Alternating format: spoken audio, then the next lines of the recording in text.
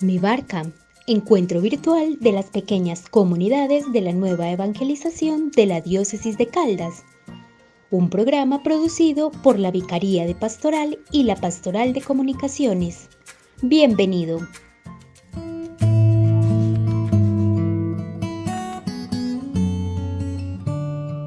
Un saludo muy especial a todos nuestros evangelizados. Sean bienvenidos a nuestro programa formativo Mi Barca.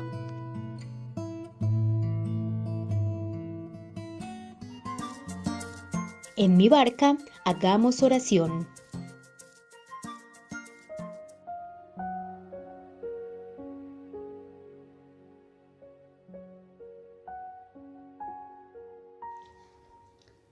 Toda obra buena viene de la fuerza y el poder del Espíritu Santo.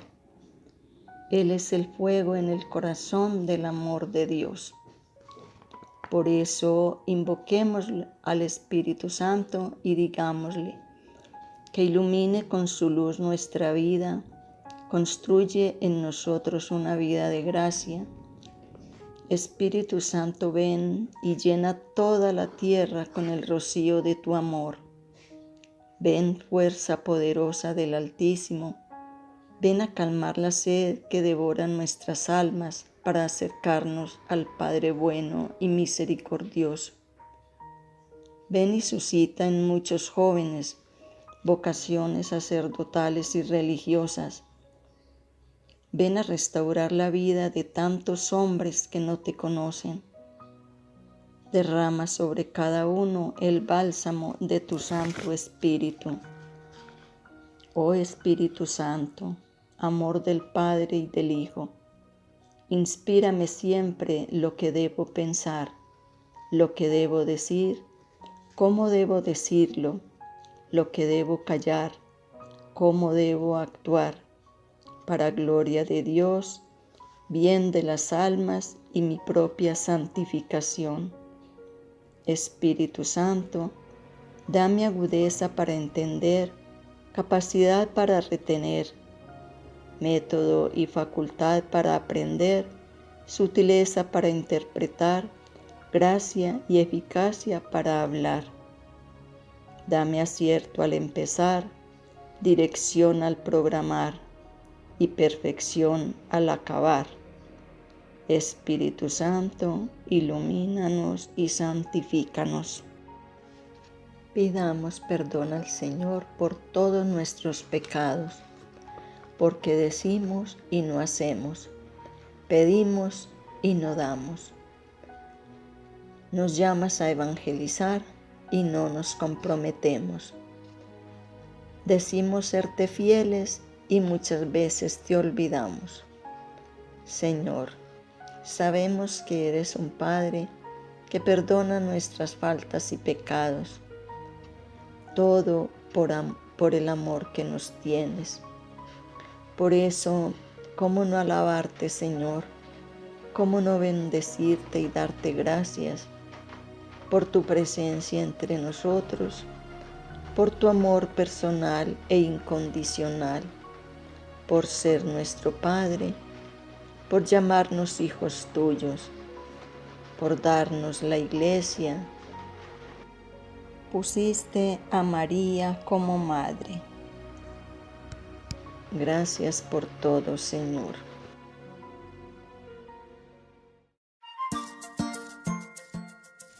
En Mi Barca, recibamos la catequesis.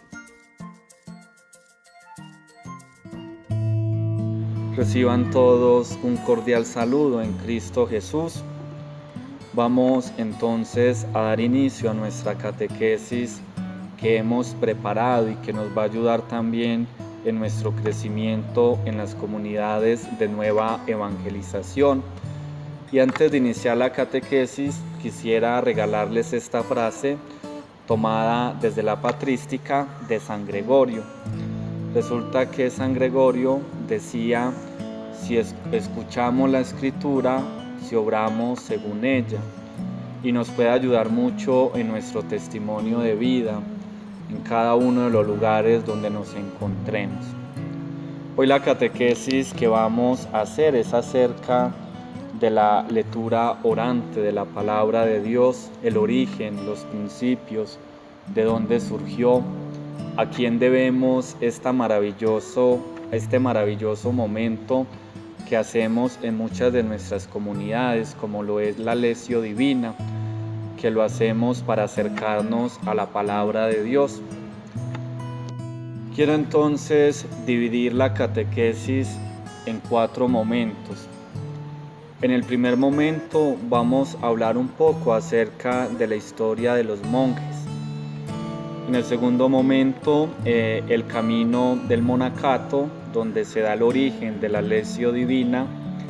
En el tercer momento vamos a hablar acerca de la historia de los 4 peldaños. Y en el cuarto momento vamos a hablar acerca de qué se debe de hacer antes de la Lectio Divina. Iniciamos entonces con el primer momento acerca de la historia. La historia nos ayuda a comprender, a entender cada uno de los acontecimientos que se vivieron y de manera en especial este momento de la vida espiritual que nos ayuda a acercarnos a la oración, a la contemplación y a la meditación de la palabra de Dios. Entonces tenemos que saber que en la iglesia existió algo, o todavía existe, que se llama la vida monástica, que tuvo sus orígenes en el periodo patrístico, es decir, en los primeros siglos de la vida de la iglesia. Esta vida monástica estaba conformada por lo que conocemos como los monjes. Y resulta que estos monjes veían desde la primera comunidad cristiana de Jerusalén una primera experiencia de comunidad monástica, donde veían que todos los que seguían a Jesús dejaban de hacer cosas, se alejaban de ciertas cosas para irse y entregarse completamente a Él a través de la meditación, a través de la oración. Cuando los monjes querían dar explicación de su origen, ellos siempre recurrían a la Sagrada Escritura. En ella encontraban la experiencia monástica, su estilo de vida, un camino de crecimiento, ¿cierto? En el siglo IV después de Cristo este siglo fue testigo de muchas personas que se fueron a una vida monástica, a una vida del desierto.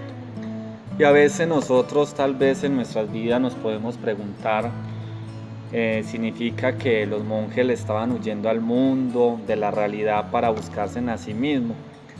Y en realidad tenemos que entender que el monje no huye del mundo porque le tenga miedo o le parezca pecaminoso. Antes bien se distancia para regresar a él, pero no desde los valores que el mundo resalta como auténticos, sino desde un talento evangélico, ¿cierto? Que ha transformado toda su vida y la proyecta como donación en el amor. Estos monjes se retiraban al desierto para entrar en una relación más profunda y transparente con sus hermanos, para descubrir la presencia del amor sin límites en cada persona. Nosotros en nuestra vida cotidiana vivimos muchas veces lo que llamamos el desierto, la resequedad, la aridez. No sentimos al Señor. Entonces, no solamente esto pasa ahora, esto ha pasado toda la historia, todos los días de la vida, desde que el Señor pasó por la tierra, y esto lo vemos a través del monacato, ¿cierto? Entonces, en ese primer momento quiero explicarles esa historia, porque es muy necesario que entendamos qué es monacato y qué eran los monjes, ¿cierto?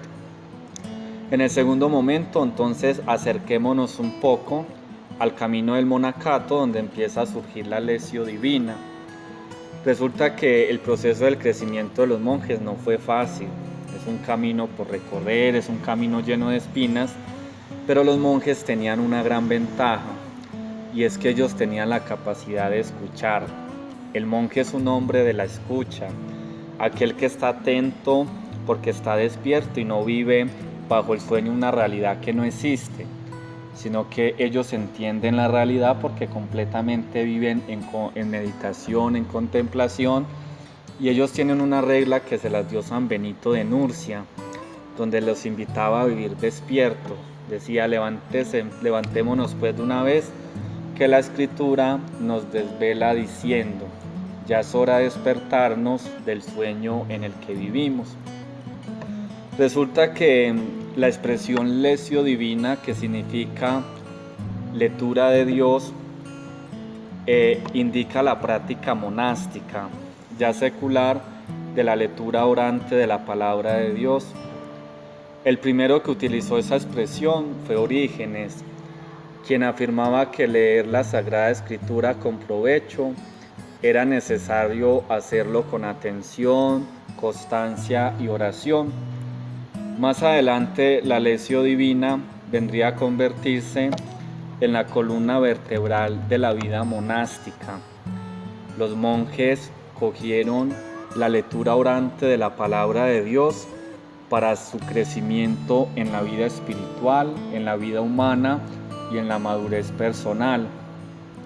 Y por eso en el tercer momento hablamos acerca de la historia de los 4 peldaños, porque resulta que la sistematización de la lectio divina en 4 peldaños proviene del siglo XII, alrededor del año de 1150, cuando un monje llamado Guido, que era cartujo, escribió un librito titulado La escalera de los monjes, ¿cierto?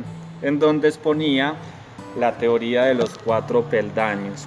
Y esa historia es muy bonita y nos va a ayudar a nosotros también a entender cada uno de los pasos, cada uno de los momentos de la lectio divina. Resulta que un día, mientras que él estaba trabajando en su vida manual, él estaba reflexionando sobre la actividad del espíritu humano y de repente se le vino a la mente una idea de una escalera de 4 peldaños espirituales, que era la lectura, la meditación, la oración y la contemplación. Era una escalera donde se empieza en un primer escalón hasta llegar al último. Y para los monjes, esos 4 peldaños o esa escalera que llamó Guido el Cartujo significaba la escalera por la cual los monjes suben desde la tierra al cielo. Es cierto que esa escalera tiene pocos peldaños, pero él decía que era de una altura tan inmensa y tan increíble que al tiempo que su extremo inferior se apoya en la tierra, la parte superior penetra en las nubes e investiga los secretos del cielo. Miren eso lo bonito. Y él decía que la lectura es el estudio ácido de las Escrituras, hecho con un espíritu atento. La meditación es una actividad diligente de la mente, que con la ayuda de la propia razón busca el conocimiento de la verdad oculta.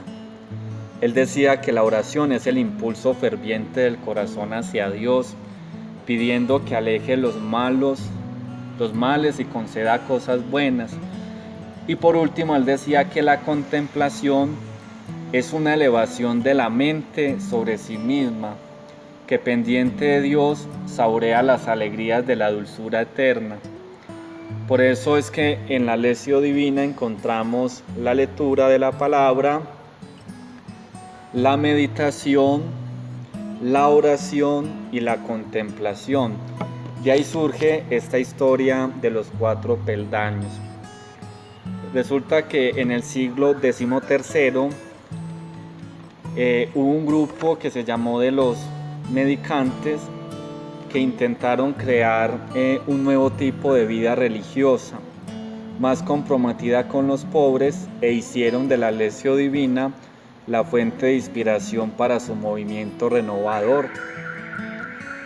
En los siglos posteriores, a través de nuestra historia, con lo de la Contrarreforma, los creyentes perdieron mucho el contacto con la palabra.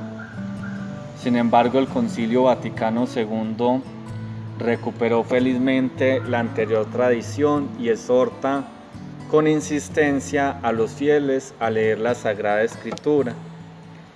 Y es bonito ese numeral de la Dei Verbum, numeral 25, donde se dice que la lectura asidua de la Escritura la necesitamos para adquirir la ciencia suprema de Jesucristo, pues desconocer las Escrituras es desconocer a Dios.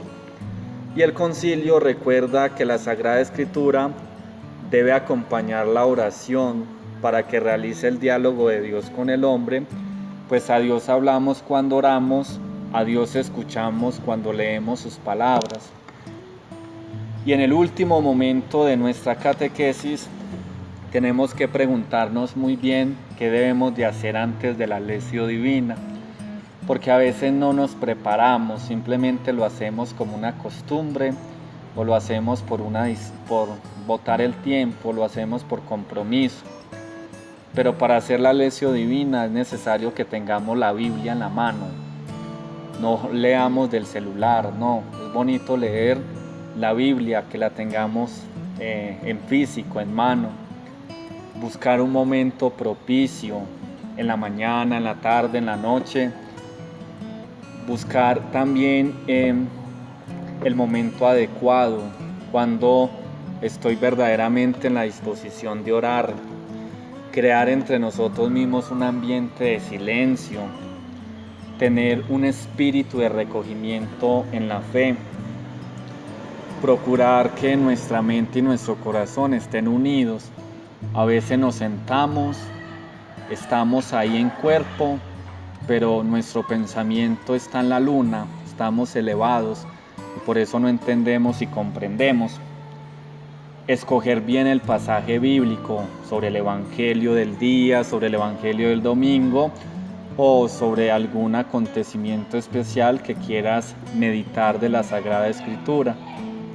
Y siempre invocar el Espíritu Santo. Necesitamos el Espíritu Santo para que nos ilumine y nos ayude a comprender. Esta entonces es la catequesis que les quería compartir. Que nos queden esas enseñanzas a través de la historia de estos hombres maravillosos como fueron los monjes, cómo surgió a través de Guido el Cartujo, la historia de estos 4 peldaños y qué hacer antes de la lectura orante de la palabra.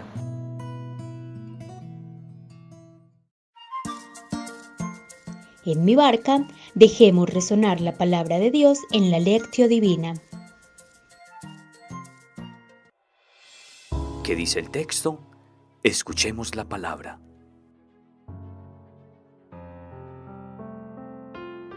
Escuchemos el Evangelio de este domingo 25 del tiempo ordinario, tomado de San Mateo en el capítulo 20, versículos del 1 al 16. En cierta ocasión dijo Jesús a sus discípulos esta parábola. El reino de los cielos se parece a un hacendado que salió de mañana a contratar trabajadores para su viña. Cerró trato con ellos en 1 denario al día y los envió a su viña. Volvió a salir a media mañana. Vio en la plaza a otros que no tenían trabajo y les dijo: vayan también ustedes a mi viña y les pagaré lo debido. Ellos se fueron. Volvió a salir a mediodía y a media tarde e hizo lo mismo. Al caer de la tarde salió. Encontró a otros que no tenían trabajo y les dijo: ¿qué hacen aquí ociosos todo el día sin trabajar? Le contestan: nadie nos ha contratado. Y él les dice: vayan también ustedes a mi viña. Al anochecer, el dueño de la viña dijo al capataz: reúne a los trabajadores y págale su jornal, empezando por los últimos y acabando por los primeros. Pasaron los del atardecer y recibieron 1 denario. Cuando llegaron los primeros esperaban recibir más, pero también ellos recibieron la misma paga. Al recibirlo, se quejaron contra el hacendado: estos últimos han trabajado 1 hora y les has pagado igual que a nosotros, que hemos soportado la fatiga y el calor de día. Él le contestó a uno de ellos: amigo, no estoy siendo injusto. ¿No habíamos cerrado trato en 1 denario? Entonces toma lo tuyo y vete, que yo quiero dar al último lo mismo que a ti. ¿O no puedo yo disponer de mis bienes como me parezca? ¿por qué tomas a mal que yo sea generoso? Así los últimos serán los primeros, y los primeros serán los últimos. Palabra del Señor. Gloria a ti, Señor Jesús.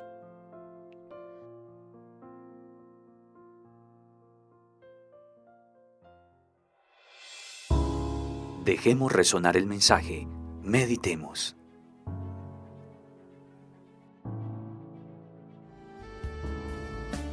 La parábola de los trabajadores enviados a trabajar en la viña en horas distintas del día ha creado siempre grandes dificultades a los lectores del Evangelio.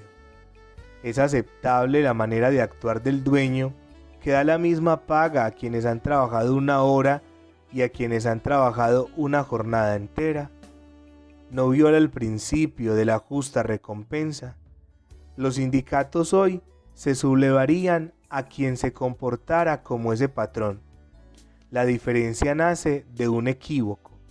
Se considera el problema de la recompensa en abstracto y en general, o en referencia a la recompensa eterna en el cielo. Visto así, se daría efectivamente una contradicción con el principio según el cual Dios da a cada uno según sus obras. Pero Jesús se refiere aquí a una situación concreta, a un caso bien preciso. El único denario que se les dará a todos es el reino de los cielos que Jesús ha traído a la tierra. Es la posibilidad de entrar a formar parte de la salvación mesiánica. La parábola comienza diciendo: el reino de los cielos es semejante a un propietario que salió a primera hora de la mañana. El problema es, una vez más, el de la postura de los judíos y de los paganos, o de los justos y los pecadores, de cara a la salvación anunciada por Jesús. Aunque los paganos, respectivamente los pecadores, los publicanos, las prostitutas, solo ante la predicación de Jesús se han decidido por Dios, mientras que antes estaban alejados, ociosos, no por ello ocuparán en el reino un lugar distinto e inferior. Ellos también se sentarán a la misma mesa y gozarán de la plenitud de los bienes mesiánicos. Es más, como ellos se han mostrado más dispuestos a acoger el Evangelio que no los llamados justos, se realiza lo que Jesús dice para concluir la parábola de hoy: los últimos serán los primeros y los primeros últimos. Una vez conocido el reino, es decir, una vez abrazada la fe, entonces sí que hay lugar para la diversificación. Entonces ya no es idéntica la suerte de quienes sirven a Dios durante toda la vida, haciendo rendir al máximo sus talentos, respecto a quien da a Dios solo las sobras de su vida, con una confesión remediada, de alguna forma, en el último momento. La parábola contiene también una enseñanza de orden espiritual de la máxima importancia. Dios llama a todos y llama en todas las horas. El problema, en suma, es la llamada y no tanto la recompensa. Esta es la forma con que nuestra parábola fue utilizada en la exhortación de Juan Pablo II sobre vocación y misión de los laicos en la Iglesia y en el mundo. Los fieles pertenecen a ese pueblo de Dios que está prefigurado por los obreros de la viña. Id también vosotros a mi viña. La llamada no se dirige solo a los pastores, los sacerdotes, los religiosos y las religiosas, sino que se extiende a todos. También los fieles laicos son llamados personalmente por el Señor.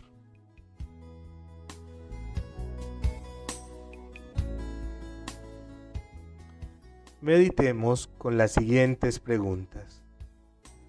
¿Te sientes disponible para que el Señor venga a encontrarte para trabajar en su viña? ¿Cuánto tiempo llevas tú trabajando para la viña del Señor? ¿Qué significaría en nuestra actitud de discípulos misioneros ir a buscar a los últimos hoy en día? ¿Quiénes serían los últimos? ¿Los de la periferia existencial? ¿Cómo reflexiono sobre la frase "los primeros serán los últimos y los últimos serán los primeros"? Oremos con la siguiente canción. ¿quién será el más importante de nosotros, los que vamos con Jesús? Te seguimos por toda Galilea hasta aquí, Señor.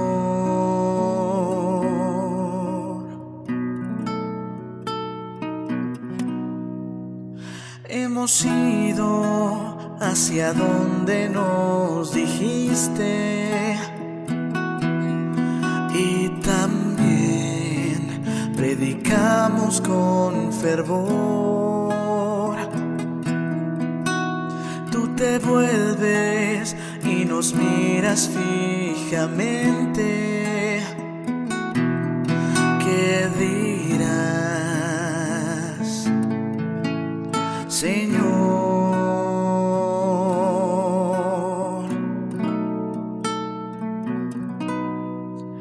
El primero es el último de todos, pero el último, el primero será. El que reciba un niño como este en mi nombre, me recibirá a mí, y el que me recibe a mí,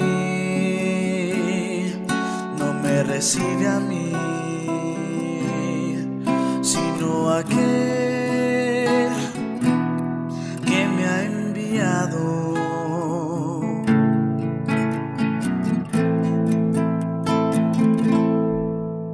Tus palabras me golpearon tiernamente,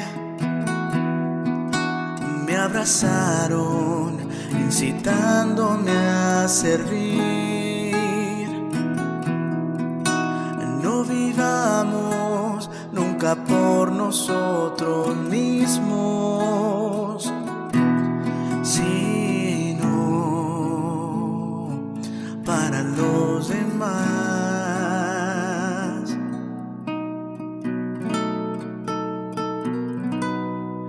Que el primero es el último de todos,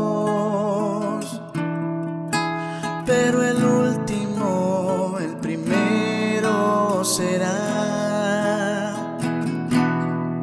El que reciba un niño como este en su nombre, lo recibirá.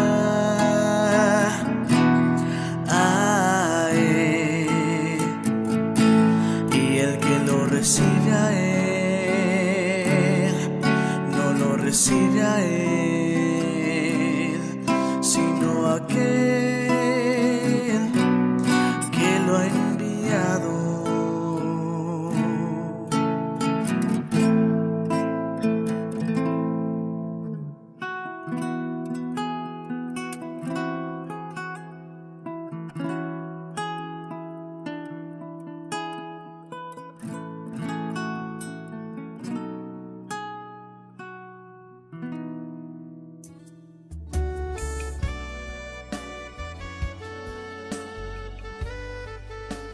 Que el compromiso de esta semana brote de tu corazón después de orar y meditar con la palabra de Dios. Qué bueno haber recibido esta formación, precisamente cuando ya nos vamos preparando para celebrar la Semana Bíblica en nuestra diócesis, preparada también por la Comisión de Animación Bíblica de la Pastoral. No dejemos pasar la próxima semana sin aumentar nuestro conocimiento de la palabra de Dios y sin disfrutar de ella, porque ella es lámpara en nuestro camino. Dios les bendiga.